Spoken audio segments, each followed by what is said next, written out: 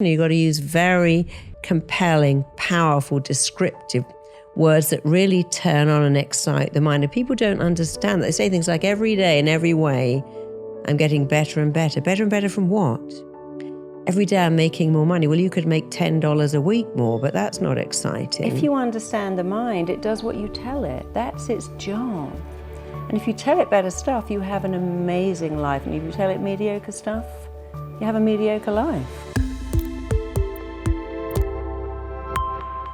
So yeah, if you said, I want to be a brain surgeon, of course you can't just think that and make it happen. But your feelings, which are the most real thing you have, it's important to think, you feel bad. What do you say to yourself? I'm a loser. It's never going to work out. How could I ever be someone? I didn't have a college education.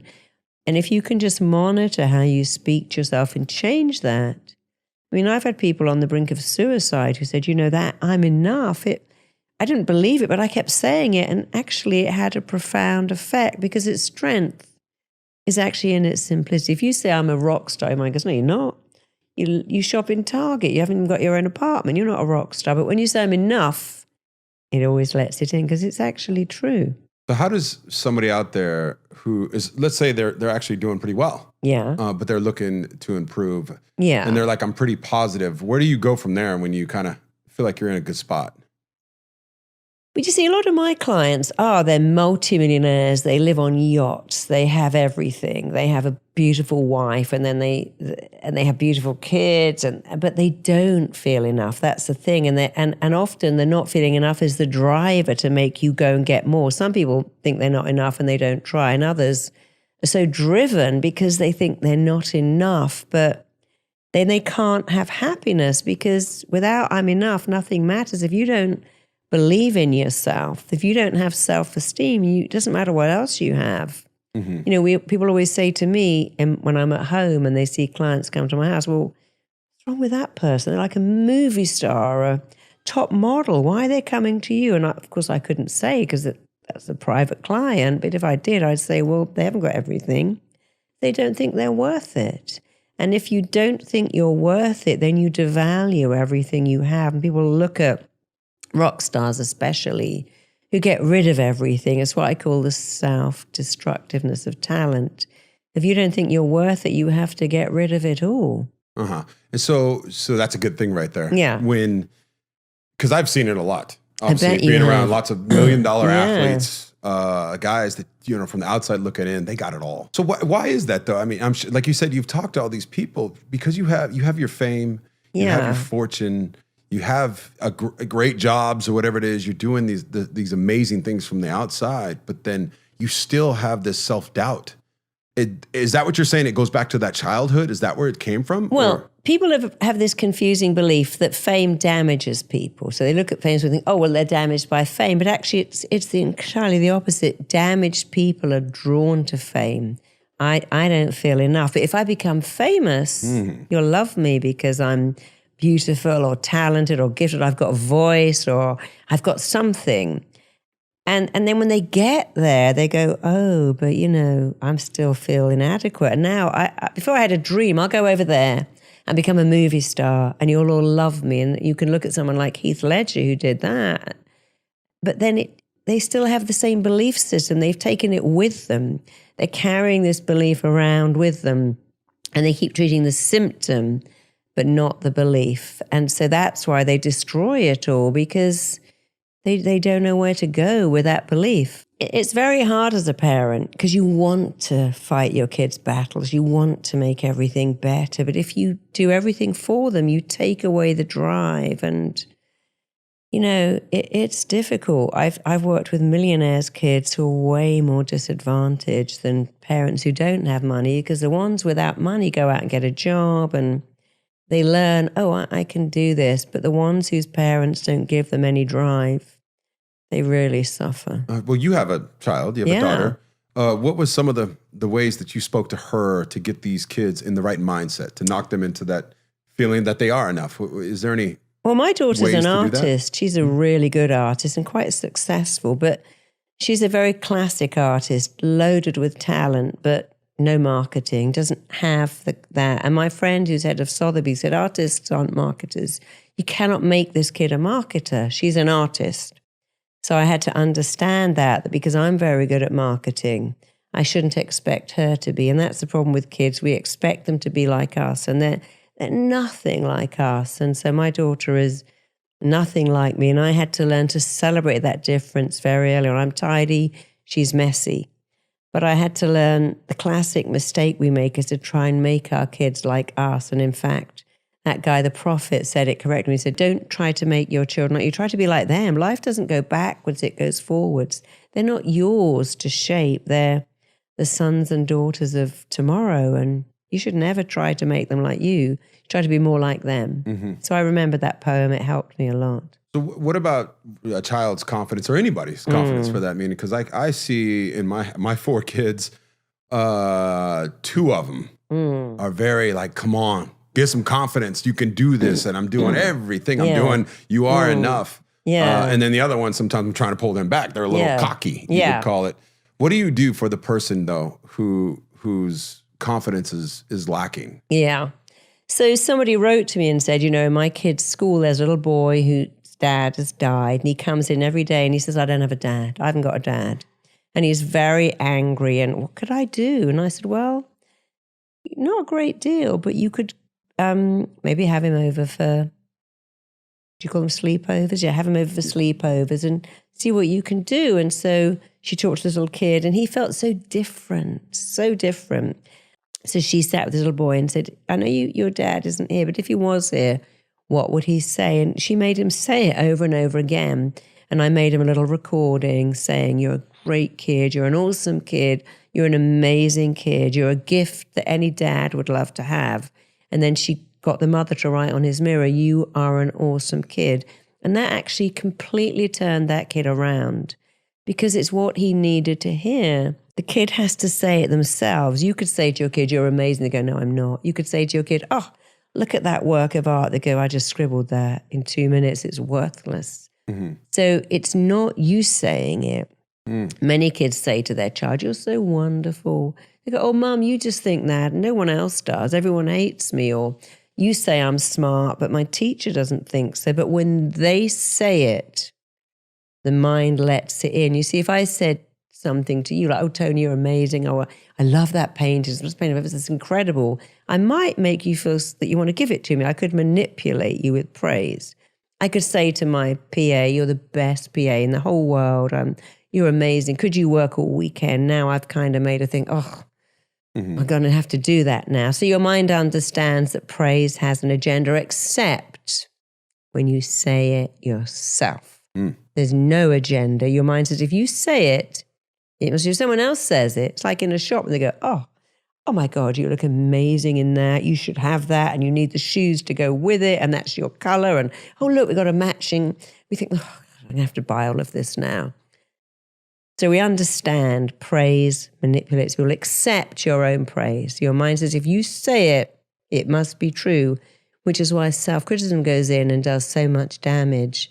And self-praise goes in and does so much repairing, because the most important word you'll ever hear are the words you say to yourself. And that's the problem with teenagers. They're waiting for some idiot boy or stupid girl to go, I like you.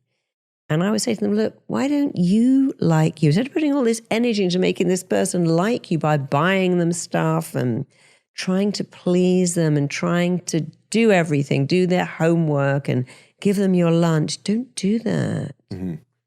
You like you, because when you can really like yourself, the whole world will fall in line. They'll like you to the degree that you like you. Yeah, people fake it, but that's not real if you really, really, really like yourself. Yeah. I love what you just said right there. Other people do. They'll like you to the degree that you like yourself. You. Yeah, exactly. That's so important. I remember when I was playing football, when it finally took off for me, and I've talked about this before, that it was a mental thing. Yeah. It always is, right? Isn't that what life is? Thing. Yeah, it's a mental thing. You said something too. We had dinner, I think it was last weekend. You said what your mind says yes to. Yeah. That's the secret right there. Yeah. So when you're saying this stuff to yourself, Is it kind of an emotional thing too? Because I said that stuff when I was going through my hard times. I was like, oh, you got to get out of this. You're better than this. And I would try to talk to myself, but I didn't feel it. So do you recommend, how do you get yourself to that emotional feeling where it means something? You don't even have to. You have to repeat it. The number one job of your mind is to listen to your words and act on them. When you go, I'm going to mess this up. It's all going to go wrong. I haven't studied enough. I'll never pass that exam. Why would anyone date me? I don't have enough money. You're presupposing it, when if you say something different, you get something different. Because your mind's number one job is to listen to what you tell it and act on it. I love that. That goes back to when I told you that I wrote down in my little diary book, whatever it was that I was reading every day. And really the reason I was doing it is because I didn't know how to articulate what I felt about myself. And I think you're you are exactly right. You're the expert on this. Yeah. But that's what I would recommend to a lot of people out there. You have to learn how to talk to yourself. Yeah. And write it down and memorize it and go back to it every single day until it becomes part of it. It becomes like you're learning a language. You're learning the language of how to talk to yourself. And the language of the mind, a few things to consider. The mind only works in the present tense. You can't go, next year I'll be a millionaire. Next year I'll have a hot body. Next year I won't be depressed. It has to be now, today. So first of all, you've got to speak in the present tense because that's all the mind understands. Secondly, you've got to use very compelling, powerful, descriptive words that really turn on and excite the mind. And people don't understand that. They say things like, every day in every way, I'm getting better and better. Better and better from what? Every day I'm making more money. Well, you could make $10 a week more, but that's not exciting. So you have to use really, really powerful, descriptive, relevant, up-to-date words. And that's probably why you love your tape, because when I make people recordings, I really excite the imagination because I understand that that's what excites it. It wakes up to good words, and it doesn't even understand what undescriptive words are. So people can really go, how was your weekend? All right. Not bad. When I were obese, how are you? I'm the size of a house. I'm like, well, clearly you're not, because you wouldn't get in the chair. Yeah, I just eat all day. I'm an out-of-control train wreck. I eat for 24 hours a day without stopping. I said, but not really, because surely you go to the bathroom. Surely you take a nap. And then they go, yeah, I don't really eat all day. But when you say that to yourself, your mind believes that you do. So here's the thing. If you walk in the house and go, I'm starving. Oh, my God, I'm starving. I could eat a horse. Your mind goes, oh, my God, you're starving. Well, I have a little thing called an apposite, and it controls how much you eat. But when you told me you're starving, I'm going to switch that off. And you're going to stand in that fridge and eat everything like a mad person because you just told me you're starving. And you see, 100 years ago, that's what we died of more than disease, starvation. We're really scared of being hungry. So people think, I logically now I've got a cooked chicken in my fridge, but I'm so hungry, I'm going to eat all those jelly beans and taco chips now. So when you say I'm starving, you'll eat like you're starving, even though you know you're not. When you say I am hungry, and I need to eat some really super healthy food, and I'll wait an hour for that, your mind totally gets that. So you got to see your mind as something that's working for you. And if you give it the right instructions, to do an amazing job. And if you give it the wrong instructions, like all people who work for you, do a terrible job. That is incredible. Because I hope people out there listening understand it. It sounds like it's so easy too, but you have to work at this. Like that's another thing. And doing your hypnotherapy, it could happen in one session. But the people out there, sometimes, at least for me, I had to keep going, especially when that ingrained feeling of I can't do this. Like I'm always been afraid, or I'll never ever be able to let go. That was my thing. I couldn't let go when I was acting or when I was in front of a camera for whatever reason. And it took me a little more time than just the one session, but eventually I got it. Yeah. Well, people change in 3 ways, and everyone should know that. The first change is instant. I came to see Marisa, and when I left, I've never smoked a cigarette since. I don't know what you did, but I can't eat chocolate. I ordered a coffee, it had chocolate, and I sent it back. No, I don't eat sugar in any form. So that's very exciting, the instant rapid change, which many people get. And others change cumulatively bit by bit. They go, I did have a drink, but I only had one, and then I didn't want another one. And I just noticed that change was creeping up. And the other change is retroactive, was I didn't even know I changed. And suddenly I woke up and thought, I haven't shouted at my kids for 2 months. Mm-hmm. I haven't had a migraine for 3 months, and they don't even know they've changed because they have lag time. And if everyone expects to change immediately and they're the retroactive or cumulative changes, I think it's not working. So understand that for everyone who changes instantly, others change retroactively and others change cumulatively. It's like I had 3 driving tests before I passed my test. Some people have 1, but once you get on the road, you're all equal. Mm-hmm. It doesn't really matter. It matters at the time. Yeah. So we all change differently. Don't compare yourself. And if you're starting to say these exciting words, I'm enough, I'm significant, I've got a gift, I can monetize it, allow that to sink in. You wouldn't go to the gym and go, I've done 600 sit-ups, I should have a flat stomach now, I can go home and never work out again. You go to the gym, you build a muscle, but then you maintain it. Yeah. And I wouldn't say it's hard, because I'd say, look, we talk to ourselves every day. Everyone talks to themselves every day. The difference is you learn to talk to yourself better. Yeah. I think I'm that one where I do it over and over and over and over, and then I'm thinking, okay, this isn't working. And then all of a sudden I look up and I'm like, shit, it's working. I have been so positive, and I have been on fire, and I've been free, and I've been everything that I wanted to program my mind with. So really your brain is a computer. Interesting. I've never actually gone to a hypnotherapist, but I really studied Milton Erickson for a while. I tried to do some of my own like sleep well hypnosis stuff, but I found the sound of my voice so distracting that it never worked. But I'm way intrigued. What led you to hypnotherapy? Actually, that's a great question. So I was going to be a child psychologist, and I found that really hard work because I was very young. And when you're a child psychologist, you have 3 patients, mum, dad, child, usually divorced, and it's like you've got to work with 3 people all on different pages. And I kind of left it and ended up working for Jane Fonda in Robertson Boulevard, not far from here. Oh, yeah, that was much more fun. Teaching aerobics? Teaching aerobics. I was one of her trainers, and it was kind of intriguing to me because I would say every other woman there was anorexic, bulimic, exercise compulsive, body dysmorphic, because it's got much worse now. Because I had this psychology mind and this psychology background, I was fascinated about why do people do that to themselves, obsess about what they look like in every calorie. And so I found this amazing hypnotist called Gil Boyne, really by chance, although I don't think there's any such thing as chance. And he taught me hypnosis, and I went back to Jane's studio and started to work with all the people that had anorexia, bulimia, orthorexia.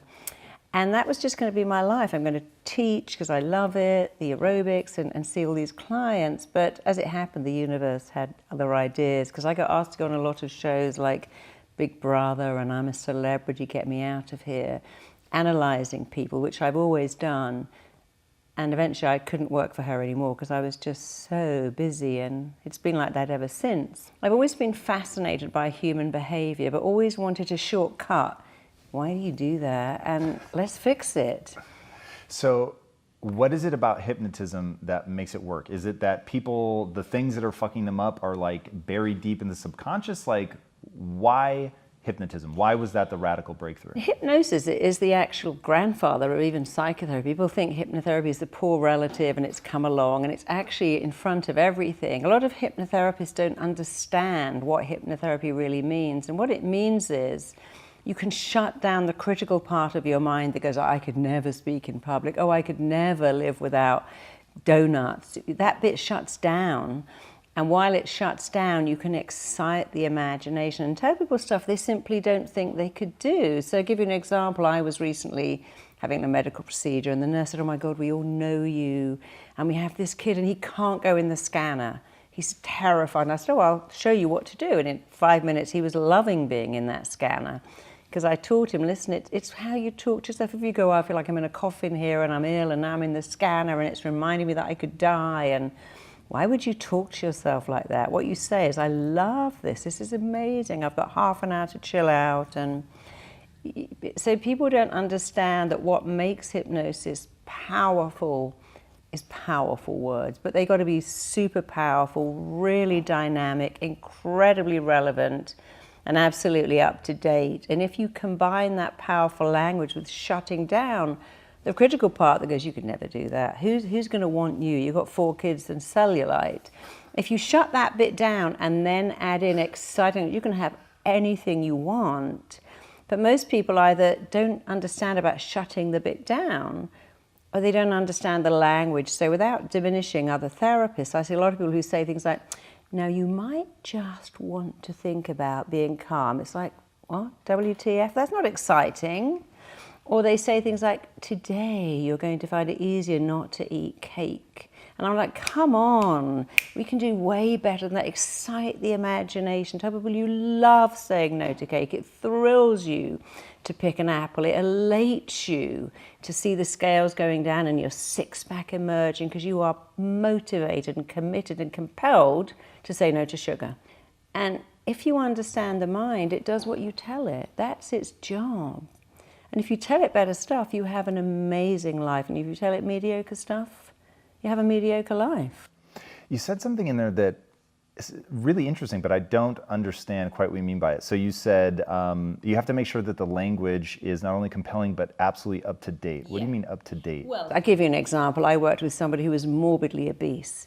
And he had a story, when I was a baby, I was only 2 pounds. I nearly died. My parents had to feed me every hour, wake me up. And if I threw up the food, my mum would cry.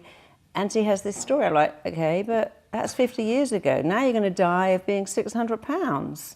So you have to talk to the mind and say, this is completely outdated. It's behind you. So people have a story, I can't find love because my dad left when I was 1. I can't find love because my mum preferred my brother. I can't be a success because I never went to university. I can't speak in public because I blush. And without understanding, when you describe why you can't, you keep it going. If you keep talking about the symptom, your mind keeps it alive because whatever you focus on, you get more of. And so a lot of people have language that's completely irrelevant. Like, yes, I know your dad left when you was 1. I know your mother put you up into foster care and didn't love you, but that's then. This is now. And so they have outdated stories, outdated language. I can't do that because the classic one I held up, oh my God, my boyfriend just ripped out my heart, stamped all over it, killed me. And if I find love again, it will kill me. I'm like, darling, he got bored. And you would have got bored too if you'd stuck around. And that was your starter relationship. Go and find a better one with someone amazing. Everything he loved in you, you didn't take it home with him. It's still there. So don't use that irrelevant, I found love and it killed me when it ended. So I found love, the wrong person, but I'm going to find it again with the right person. It's going to be amazing and compelling. He's going to fall in love with my soul. We're going to be together forever, because you got to turn your mind on, and it loves exciting words, dramatic words, really loves words that make a picture. So if I said to you, you can be the most phenomenal, powerful, awesome, incredible speaker. When you speak on stage, everyone stops to listen. You could hear a pin drop. They look at you. They hear what you're saying. They like you. The mind goes, oh, I like this. I know where I'm going here. But when you go, I'm not bad at speaking. Sometimes I'm quite good. Occasionally, I really get it right. The mind goes, what are you talking about? That's not dramatic enough for me. Yeah, I'm a huge believer in the power of self-talk, and that the way that you talk to yourself is going to have a profound impact on how you move forward. And like you said, getting excited and using big language, I'm way on board with that. Do you differentiate at all between simple repetition and hypnosis? And how often do you recommend people just to do the simple repetition? And are there certain outlier cases that you're like, no, you're going to need to go for full hypnosis? Well, there's certain rules of your mind that I like to operate from, and one is the mind learns by repetition. So nobody would go to the gym and go, I've done 500 sit-ups, I should have a six-pack now. You know you've got to go back and do them again and do them again. Once you get that six-pack, you can keep it with a little less repetition. And so it is with how we dialogue with ourselves. My passion is to get schools to teach children to dialogue with themselves better. So repetition is very important, but it's not quite enough. If you were a chronic alcoholic and said, right, I'm going to say every day, I don't drink, I don't drink, I don't drink, that probably won't work. First of all, the mind doesn't know what don't is. When you say I don't drink, it's like saying I'm not thinking about chocolate. You have to think about the word that's most descriptive in the sentence. It's like saying don't think of an orange snowman. Now you've got to think of an orange snowman, even if you've never seen one in your life. So the combination of repetition, powerful words can be more than enough. I mean, somebody wrote to me and said my kid was lying on the floor hysterical about her exams, and I played one of your audios and she got up and she said, I'm going to ace this, and she went to school and she did ace it, and I could tell even by the set of her chin that she knew. But for many people, they need more. They need you to go back and unpick their story. Why do you do what you do? What happened to you? Why are you an alcoholic? In understanding why, for most people, that's their aha moment. They go, oh my God, I never knew it. That's why I do that. Oh, and then you add in, and now you know you never have to do it again. Yeah, the notion of story and going back and getting to that point where somebody can identify the moment that the story began, that then triggers the repetition, that then, you know, locks them in this story. How do you begin to tease out that story, and can people do it for themselves, or is this something that requires... You can. It's much better to go and see one of the people we trained. We have phenomenal RTT therapists, and we do a particular kind of therapy that's really taking the world by storm because it's very simple. People come in and they describe, you know, I really want to be successful, but I'd love to be healthier, but I want to find love, but I can't get pregnant because... And the first thing we do is investigate, like a good detective. A detective will lay out pictures and go, what's going on here? And they make sense of it. And very much the same. Some people come to me and go, no, I've got unexplained infertility. What is that? I went, well, there's a clue in the description. It is unexplained. Nobody knows. Your husband's got cracked sperm that swims straight and plenty of it. You've got great eggs, great fallopian tubes, perfect womb. But you can't get pregnant because the unexplained is here. And many people, when they're younger, will say things, if I got pregnant, my dad would kill me. Oh my God, if I got pregnant, it would be the end of the world. And I remember when I was 17 thinking I was pregnant, thinking, oh my God, no, disaster. Oh my God, my dad will be so upset, devastated. When I wasn't, I went, oh, thank you, God. Oh, yes, joy. But you see, the mind listens to everything you say. The mind is always switched on, and it records everything. And it never forgets. So in a moment of absolute terror or fear or pain or anxiety, there's something called an imprint. It goes in.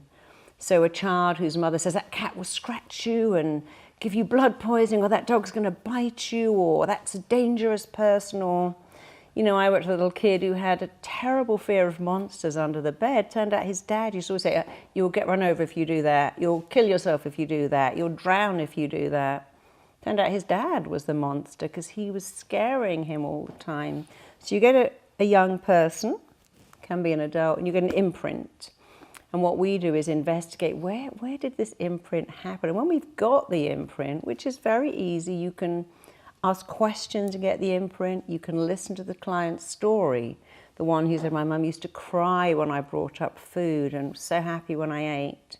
Or you can use hypnosis and go back like that. And the reason I love hypnosis so much is you go to the imprint. You know, people come to see me within 5 minutes, they have the imprint. There's no, oh, how does that make you feel? And how do you feel now? And let's talk more about that. And come back next Wednesday at 4 and we'll keep this going, because studies now say that's actually the worst thing you can do, because you just keep the story alive. So we do the investigating, we find the imprint, and then we interpret it. What does that mean? Why do you think, you know, your dad telling all these stories would now leave you to have this monster under your bed? Why do you think at 15 being terrified of being pregnant could possibly mean that today you've got unexplained infertility? And they work it out. They go, yeah, now you say that. If I look at those scenes and look at this scene, it all makes sense. And then you interrupt the belief massively. And then you install a brand new belief. You know, you're getting pregnant like a high school kid on their first date. You're super fertile. You've got cracked grade A eggs. Your husband's got the SAS of sperm and it's going to collide. So you bring in the very powerful language, and you are going to make a grade A, baby. Because of course people say, I want to be pregnant. I'm like, no, you don't. You want to make a baby that you carry to full term. I have clients like, I've been pregnant 8 times. You want a perfect, bouncing, healthy baby. So it's another example of not telling your mind what you want. So the combination of the imprint, the investigate, the interpret, the interrupt, and the install is so powerfully transformational. And the last bit is recorded. Clients take it away and they go, wow. You know, I worked with someone who had had 8 IVFs and each time lost the baby. And I said, don't have any more IVF. Just get a perfect baby. She had some congenital illness, so she had a 50% chance of having a deformity and a 50% chance of not. As you know, if you're really clever, you can tell your mind to pick a perfect egg. The mind's job is to do what you tell it. And people don't understand that you have that much power to go in and tell your mind to heal, tell your mind to select a perfect grade A embryo, tell your body to feel, tell your metabolic rate to be super effective. Most people do walk around going, something's wrong with me, I'm just majorly messed up. And you can't heal. And no one understands me, no one gets me. And I don't understand me. And if I don't understand me, how can you? And why should I even be here? Yeah, because you can't heal what you can't understand. And so all the treating the symptom is like putting a Band-Aid on an infection. It doesn't, when you understand it, you can totally change your perception of what it is, because events actually don't affect you, but the meaning you attach to them does. The story we tell ourselves about the story. And that's, I love that, because when I just got all my Stevie Awards, it's like, oh, I feel like I've got an Oscar. And that's good, because I take client stories and I give them a happy ending. Always give them a happy ending. But then you have to understand a bit more of psychology, because humans are hardwired to recreate what they know. We like what's familiar, even if it's very bad. If I've never had money and I win the lottery, I'm going to get rid of it. Or if I've never had love and you love me, I'm going to reject you because it's so unfamiliar. If I've had a dad who calls me an idiot and worthless, guess what kind of guy I like? That's it. Because when I meet them, I go, oh, I feel like I've known this guy my whole life. We just clicked. And they think, oh my God, it's because he's my dad. But now I've been sleeping with him for 6 months. I don't know what to do with that now. Because we are wired to like what is familiar and to resist what's unfamiliar. And that's what kept us alive. When we lived in walled cities, we didn't go, I'm a bit bored with this group. I think I'll go outside the walled city and find another tribe, because they might have killed you. So we have this wiring that says, run towards what's familiar and run away from what's unfamiliar. But the very good news is you can make anything familiar. And the most important thing to make familiar is praising yourself. That's, if you could just do that, that in itself would change your entire life. How do you praise yourself? Well, you get up in the morning and go, I'm a good person. I have a skill. I have a talent. I have something to offer the world. I'm here for a reason. You look in the mirror and go, oh, there you are. You're a good person. You've got a good heart. You know, the most important way to answer that question is this. What did you always want your dad to tell you, even if you never had a dad? If you had a dad, a good dad, what would he have said? What would your mum have said? What would a nice teacher have said to you? And it would be something like this. I'm proud of you. You're a good son. I'm so glad I'm your dad. How lucky I got to have you. And a teacher would say, you're such a smart kid. What a joy it is to teach you because you're smart. And we all want to hear the same stuff. I love you. I'm proud of you. You're interesting. You're a great company. Nobody needs to hear I'm the best dentist in Beverly Hills, because that doesn't work. It's emotions. And many of my clients, their mother might be dead, but they're still trying to get her to approve of them. Dad's living in another country, but they're still working to make him like them. And you know, the most important thing is you like you. So whatever you wanted to hear, say it to yourself, because your mind doesn't even know that it's coming. And also it doesn't care. Your mind doesn't care if what you tell it is right or wrong, or true or false, or even if it's good or bad, it lets it in like chapstick on your lips. Your lips don't go, is this organic, fair trade? Just lets it in. It needs a bit of nourishment. And we need some nourishment, and words are very nourishing. And there is actually nothing on the planet that will raise your self-esteem, like praise.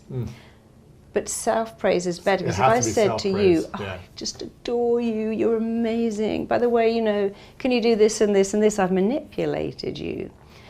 But if I say it to myself, my mind knows there's no manipulation, and the mind likes repetition. And when you say it every day, your mind kind of goes, oh yeah, here you go again with that praise. You say it every day, must be true, and now it sinks in. The problem is if you criticize yourself every day, it says the same thing. That sinks in as well, and that hurts you. It's interesting because, you know, the big talents that commit suicide or die, you know, who's the comedian? Robin Williams. Yeah, Robin Williams, Amy Winehouse, all these individuals who had the world praising them, but they weren't able to praise themselves. Yeah, they don't let it in. Yeah, it doesn't matter if everyone else acknowledges you. Yeah. It does matter, but you have to be willing to acknowledge yourself as well, right?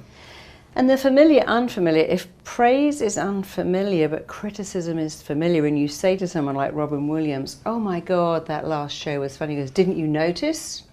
I've left out the best, I fluffed a word. It wasn't as good as the one before. So if you're not used to praise, you'll reject it. And if you're used to criticism, you'll add it in. Because we do what's familiar. So if we say to someone, I love your book, they go, oh, actually, it's not that good. The other one is much, I love your top. Oh, I got it in a car boot sale. It's 5 years, I've got a hole in it. So if we haven't got praise, we actually reject it. And you just have to say to yourself, I'm going to make this familiar. I'm going to praise myself every day. It might feel weird, but I'll keep doing it. It's a bit like running. You know, running isn't familiar, especially around Beverly Hills. But if you put your shoes on and go for a run on concrete, eventually it becomes familiar, and then you like it. I mean, sticking a lens in your eye, that's the weirdest thing. Very unfamiliar. The first few times, like, oh my God, I'm carrying my eye like that. And then after a while, you can do it almost without thinking, because you get used to it. You can make anything familiar or unfamiliar.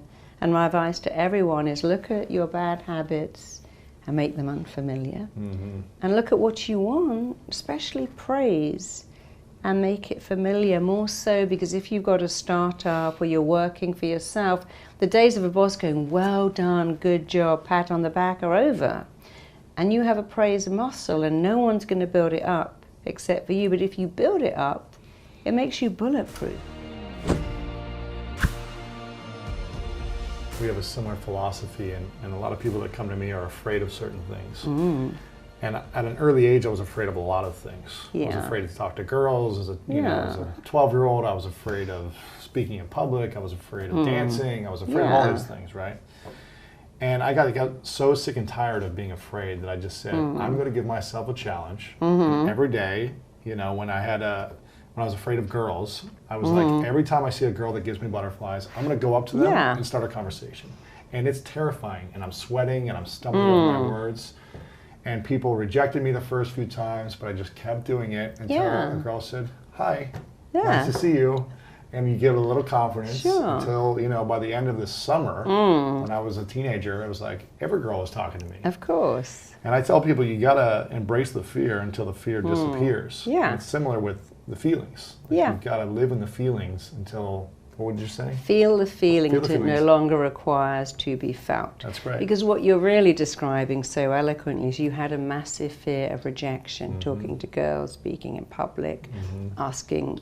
feeling enough. Yeah, someone asking to employ you or pay you. So we have a great fear of rejection, which is not surprising, because when we're born, we have two drivers: find connection, avoid rejection. After all, if a mother rejects a child, if a lion rejects the cub, it's not going to be adopted, it will die. Or it just starves to death. And so we know innately that our survival on the planet is linked to not being rejected. And not that long ago, you would have died from rejection. You know, in 1,000 years ago, when they banished you outside the walls of the city, or you marooned a difficult sailor, or you cast someone out of the community, you pretty much died. There was nothing out there but purgatory. So we have a wiring that says rejection will kill me. And that's why you had the fear.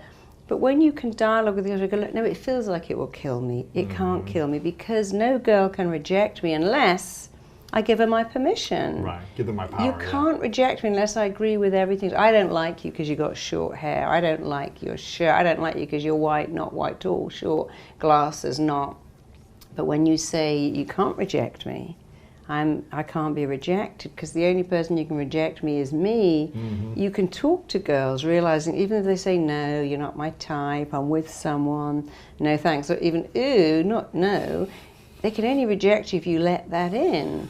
And we look at someone like James Corden, who's certainly not gorgeous, but women love him because he's funny. So funny. So funny. Love and, that guy. you know, we like warm people. You know, the packaging is all very nice. But a lot of people have a great packaging, a great wrapper, and but they're unhappy.